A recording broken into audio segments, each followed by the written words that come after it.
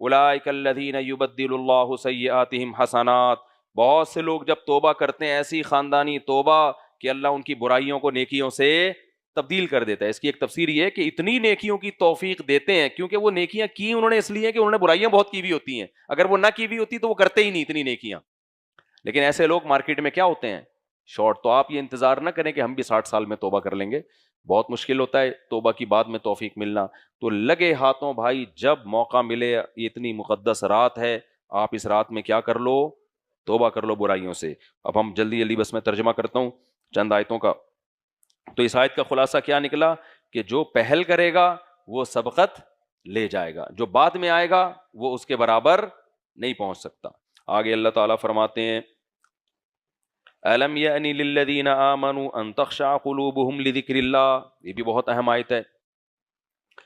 اللہ کہتے ہیں کہ کیا ایمان والوں کے لیے ابھی تک وقت نہیں آیا کہ ان کے دل اللہ کے حکم سے ڈر جائیں اور وہ مکمل اسلام کو فالو کرنے لگیں؟ یعنی یہ ٹائم کب آئے گا تمہارے لیے؟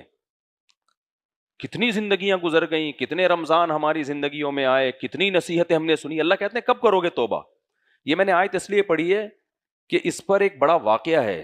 فضیل ابن عیاض رحمہ اللہ تعالی، حضرت فضیل ابن عیاض جو تھے نا، عبداللہ ابن مبارک کے دور کے تھے، ان کو عابد الحرمین کہا جاتا ہے، حرمین بہت عبادت کرتے تھے، بڑے اللہ والے بزرگ تھے یہ۔ ان کا ماضی پتہ ہے کیا تھا؟ ڈاکو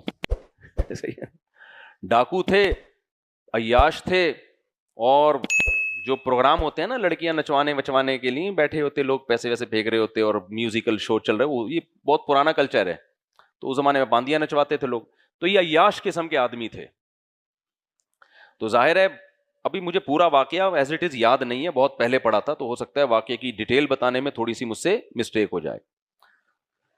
تو ان کو روکتے ہوں گے ان کے رشتہ دار، ان کے والدین۔ ایک دفعہ یہ کہیں چھپ کے نا دیوار پھلانگ کے جا رہے تھے کہیں کوئی برائی کے ارادے سے، تو کہتے ہیں کہ دو روایتیں اس میں ملتی ہیں کہ دیوار سے آواز آئی یا اس نے ان کے پاس جو موسیقی کا آلہ تھا نا اس کو بجانے کی کوشش کی، تو بجا رہے ہیں تو بجائے موسیقی کے یہ آیت قرآن کی اناؤنس ہونا شروع ہو گئی۔ یہ اللہ تعالیٰ بعض دفعہ کسی پر رحم کر کے، کوئی بلڈ میں کوئی اچھے لوگوں کا خون ہوتا ہے یا کوئی زندگی میں کبھی نیکی کی ہوتی ہے انہوں نے، بعض برے لوگوں نے بھی کبھی کبھار زندگی میں کوئی ایسی نیکی کر لی ہوتی ہے، جیسے حدیث میں آتا ہے کہ ایک صحابی نبی کے پاس آئے، ایمان پہلے کافر تھے، ایمان قبول کیا، مسلمان ہوئے، اور پھر بتایا کہ یا رسول اللہ، میں نے حالت کفر میں 100 لڑکیوں کو زندہ دفن ہونے